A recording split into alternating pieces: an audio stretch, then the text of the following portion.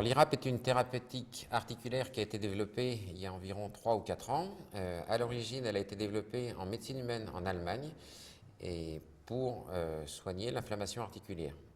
Elle n'a pas vu le jour en médecine humaine en France. En revanche, elle est maintenant très développée dans l'espèce équine en thérapeutique articulaire pour suppléer au traitement articulaire classique, en particulier à base de cortisone. Le traitement IRAP consiste donc à prélever le sang d'un cheval qui va être ensuite traité pour une ou plusieurs articulations.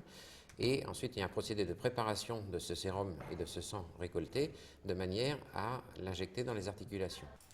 Donc la première étape de préparation de l'IRAP est d'abord de recueillir le prélèvement. Ce prélèvement doit être ensuite réinjecté dans les articulations du cheval. Donc il est tout à fait fondamental de réaliser un prélèvement de sang dans des conditions d'asepsie les plus totales. C'est pour ça qu'on procède à une préparation chirurgicale de la veine jugulaire. Le principe de fonctionnement de cette thérapeutique est que le sérum ainsi préparé se retrouve enrichi en anti-interleukine 1, d'où le nom IRAP. L'interleukine 1 est un des médiateurs principaux de l'inflammation articulaire. Et en recueillant ce sérum qui, par le procédé qu'on montrera tout à l'heure, va se retrouver enrichi en anti-interleukine 1, on diminue ainsi l'inflammation articulaire. Donc, le prélèvement a été réalisé, le sang se trouve à 137 degrés. Il faut éviter toute perte de température entre le sang prélevé et son incubation qui va être réalisée à l'intérieur d'un appareil comme ça pendant 22 heures à 37 degrés. Donc on le place là-dedans et on va le laisser ici pendant 22 heures. Donc c'est une technique, ça c'est véritablement une étape importante, c'est-à-dire qu'il ne faut pas que le prélèvement diminue en température pour la survie des cellules à l'intérieur.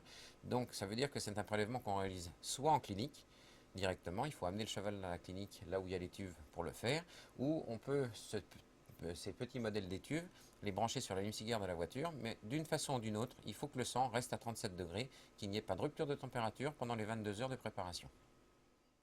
La seringue qui a été prélevée hier, et maintenant a été incubée pendant 24 heures, est sortie de l'étuve et placée dans cette... Donc on commence par enlever le mandrin qui nous a permis de prélever, hein, ça se casse tout simplement. Et on va placer cette seringue dans cette grosse centrifugeuse, ici, qui possède plusieurs ports, en face d'une autre seringue qui, elle, est remplie d'eau, pour équilibrer les poids, de cette façon-là. Ensuite, on ferme la centrifugeuse, et on va centrifuger à 3700 tours minute pendant 10 minutes. La centrifugation est terminée. On ouvre la centrifugeuse et on va récupérer notre prélèvement. Souvenez-vous que tout à l'heure il était complètement rouge. Hein, et ici, on a ainsi séparé tous les globules rouges du sérum qui se trouve au-dessus. Donc en fait, le principe maintenant, ça va être de collecter le sérum dans des petites seringues pour pouvoir préparer la conservation de ces unités d'injection. C'est bon. Toute la procédure est bien entendu une fois de plus stérile. Le but étant non pas de stériliser l'extérieur des seringues qui vont aller de toute façon dans un congélateur, mais de s'assurer que tout le contenu, il n'y ait dans toute la procédure aucune contamination. En fait, dépendant de la zone qu'on veut traiter sur le cheval, on va préparer des seringues qui vont faire entre 3 et 5 ml. C'est important de le faire systématiquement dans toutes les étapes. Le nom du cheval sur la boîte. Et immédiatement, on va placer cette boîte dans un congélateur à -20 qui nous permettra de ressortir les doses à la demande en fonction des injections. Donc nous allons procéder à la préparation de la dose à injecter sur le cheval. Donc c'est les doses qu'on a préparées hier, qui ont été congelées dans ce congélateur. Donc ici c'est les 5 doses qu'on a préparées à partir du sérum hier. Donc en fait on va prendre une dose qu'on va laisser décongeler pendant quelques minutes. Une fois que cette dose sera décongelée, on procédera à l'injection du cheval, à l'injection de l'articulation du cheval.